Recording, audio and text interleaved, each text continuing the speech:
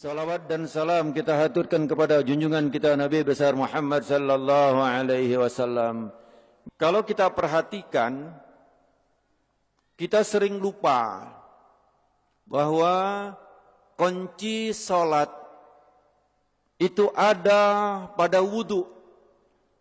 Apabila wudunya tidak beres, maka secara otomatis salatnya tidak beres. Wudunya akan ditentukan dari toharohnya.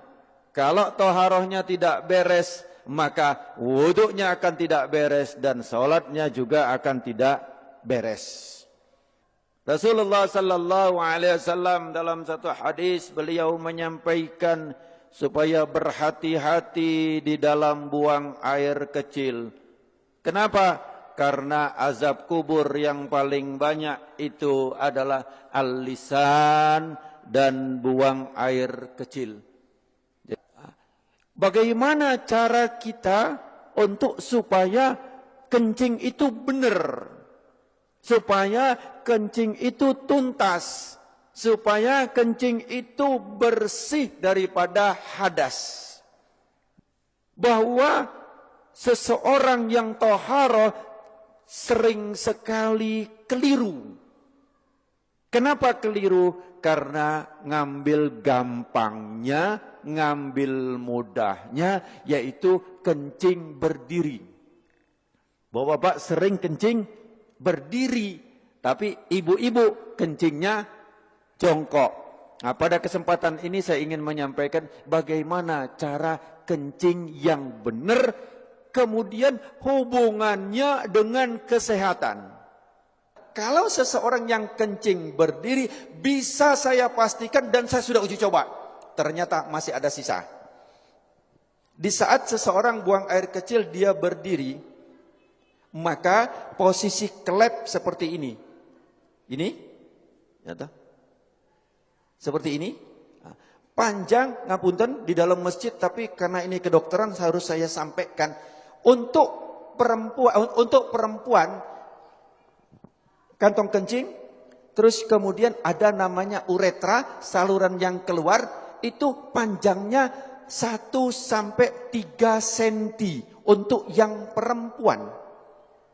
Jadi sangat pendek. Tetapi kalau untuk yang laki antara 5 sampai 7 cm.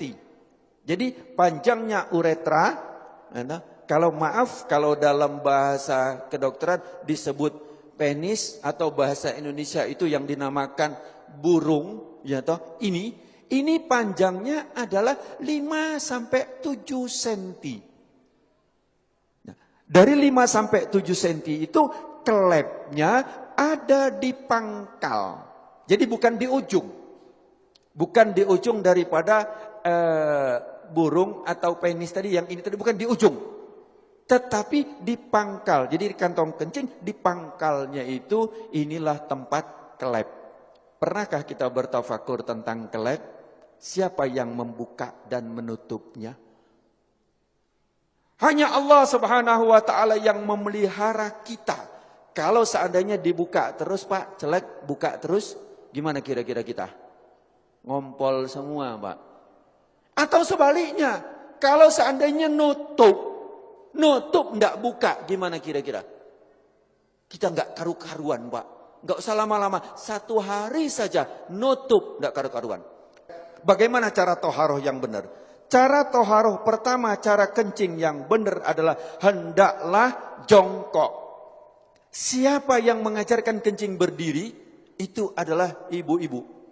Kenapa? Kalau anak kecil, waktu kita masih kecil ya, kalau anak perempuan disuruh jongkok. Tapi kalau anak laki dipegang ketiaknya, atau bahasa Jawanya keleke, pegang, benar kan Pak? Jelek begini kan, disuruh kencing berdiri. Bahkan kadang-kadang anak-anak kalau ada yang kencing jongkok dibilangi, oh kayak anak perempuan.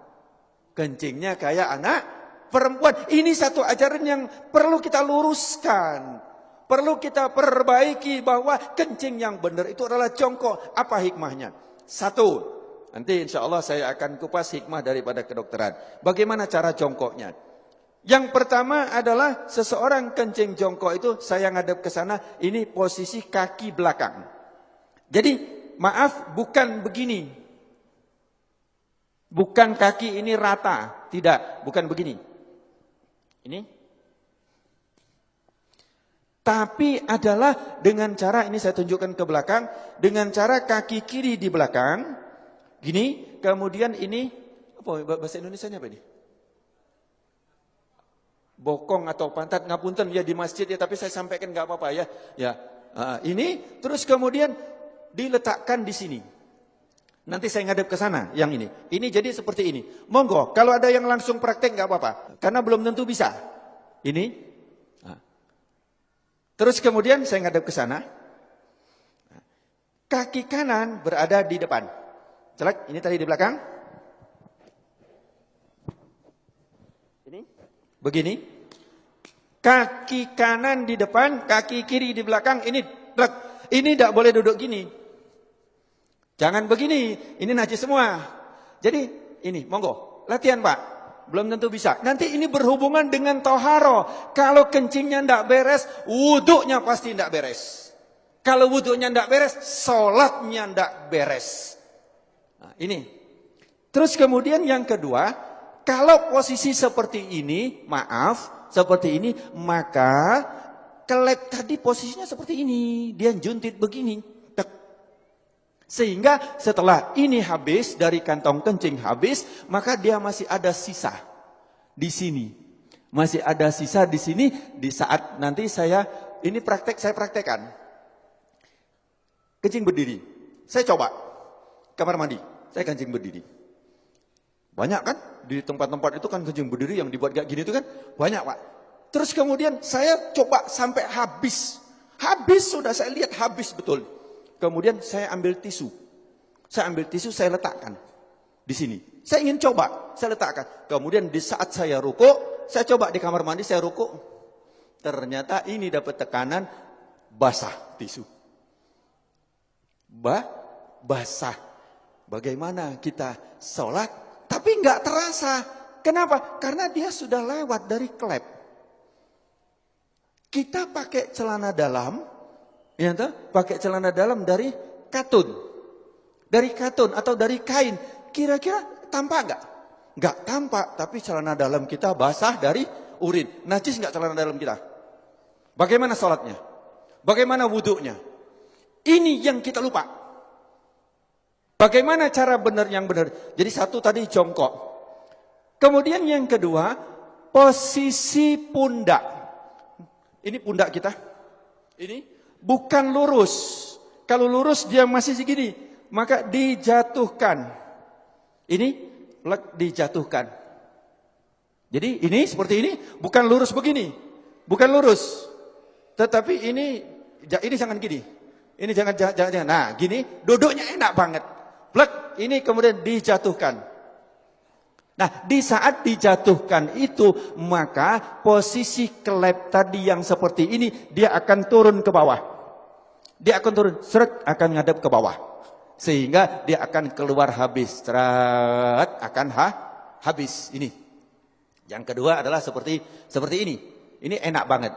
Setelah selesai habis, kencing, habis, terus kemudian kadang-kadang masih tersisa. Itu boleh digoyang. Tidak perlu berdiri, boleh digoyang. Enak digoyang. Karena posisi seperti ini tadi, apabila kita goyang, dia berubah. Berubah, dia akan keluar lagi. Jadi cukup ini saja. Celek, plek, langsung dia keluar. 2-3 kali gak apa-apa. Insya Allah dia akan habis. Setelah selesai seperti ini, yang kedua adalah hendaklah berdehem. Hendaklah berdehem. Ini yang kedua yang diajarkan oleh Rasulullah sallallahu alaihi wasallam adalah berdehem. Bagaimana cara berdehem yang benar? Ini juga penting. Berdehem yang benar itu bukan bukan. Berdehem yang benar itu perlu belajar. Gimana cara berdehem yang benar? Adalah dengan cara tarik nafas. Di saat ini tarik nafas, di saat seseorang tarik nafas, ini paru-paru mengembang, set, kemudian ini ada batas antara rongga dada sama rongga perut, ini ada namanya diafragma. Diafragma itu pembatas. Di saat seseorang narik nafas, itu seperti mangkok atau piring atau cakram, di mana dia akan lurus.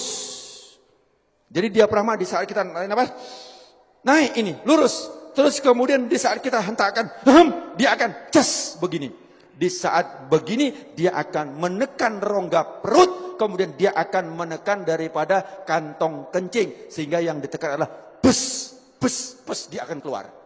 Tetapi kalau lego dik kini, belum. Jadi tidak keluar.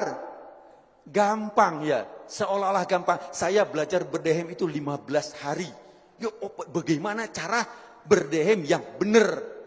Saya bertanya. 15 hari baru tahu dengan cara tarik nafas. Nah, bukan cara berdehem kayak orang mau lewat ada sandalnya. Bukan. Jadi caranya adalah tarik nafas. Nah, itu harus latihan sebanyak 3 kali. Begitu juga ibu-ibu. Ibu-ibu pun juga berdehem. Ini jarang kita dapatkan untuk berdehem ini, Pak. Ya, yang ketiga adalah dengan cara diurut. Untuk yang perempuan itu adalah ditekan dengan menggunakan tangan kiri, ditekan di atas ini. Nanti kapan-kapan kalau ada pengajian khusus ibu-ibu, nanti akan saya jelaskan bagaimana cara menekan daripada kantong kencing dari atas. Plek, ditekan, dia akan keluar.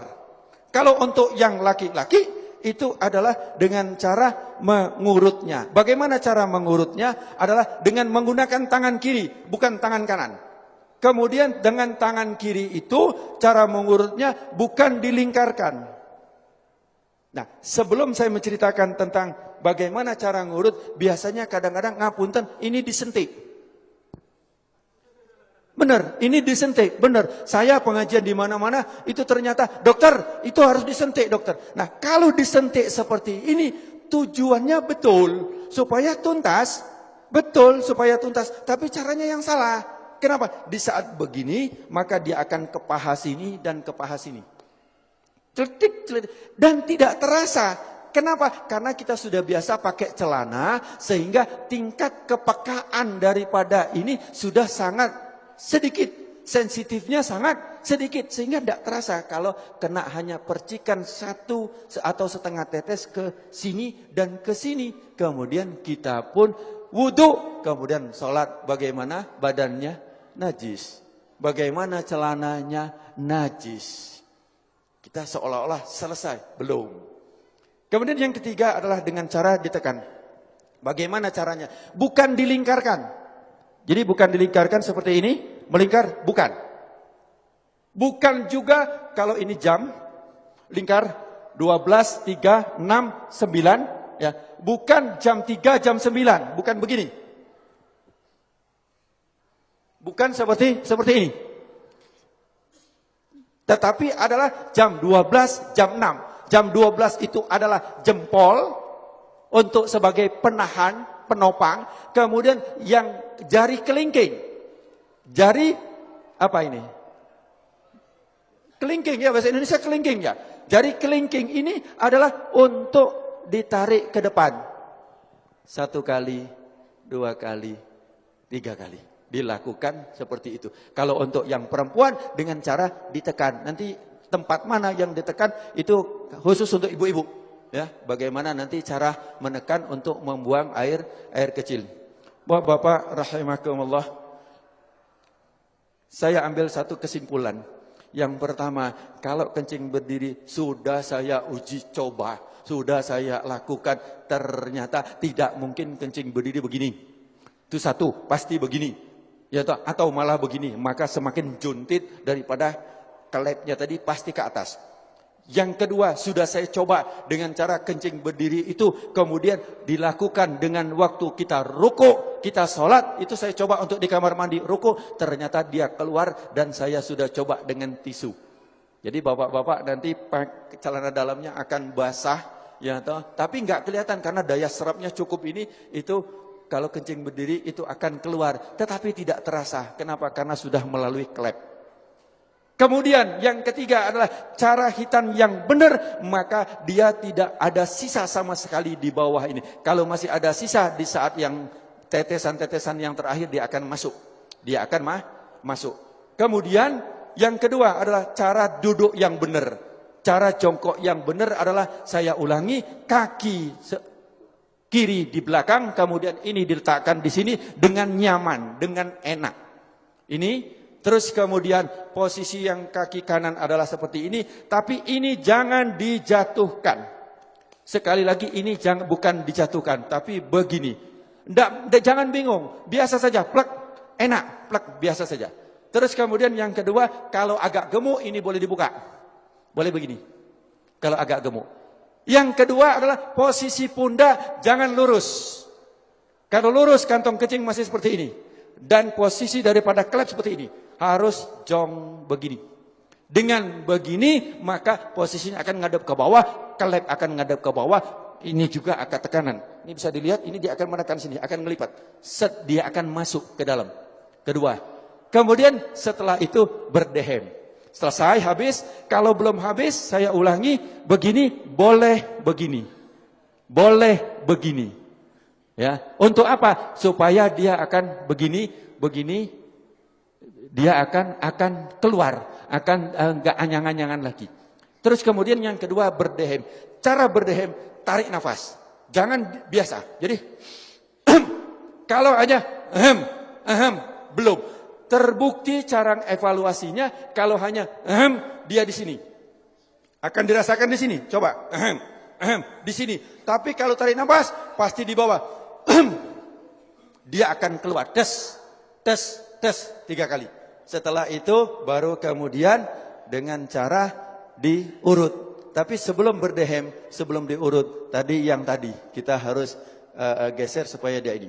Bapak-bapak rahimakumullah, sebenarnya tentang toharo ini masih banyak yang harus kita kupas. Tapi ini saya himpun sebanyak mungkin. Hati-hatilah kita di dalam bertoharo ini, karena Rasulullah SAW sebagai penutup, Rasulullah pada satu hari itu berjalan, kemudian ada 2 kuburan. Satu kuburan ini kata Rasulullah sedang disiksa. Kenapa? Dia cara toharohnya atau cara kencingnya enggak beres. Tapi ingat bahwa kita dikondisikan supaya menjauh daripada ajaran Rasulullah sallallahu alaihi wasallam. Di sini saya dari medis, saya akan usahakan untuk bagaimana hikmahnya daripada apa yang diajarkan oleh Rasulullah. Bagaimana tidurnya Rasulullah, bagaimana makannya Rasulullah, bagaimana menguapnya Rasulullah, bagaimana wuduknya Rasulullah, bagaimana taharahnya Rasulullah. Itu bisa dikupas habis dengan tujuan kita kembali kepada apa yang diajarkan oleh Rasulullah sallallahu alaihi wasallam. Mudah-mudahan beberapa penyakit akan dihindarkan oleh Allah Subhanahu wa taala.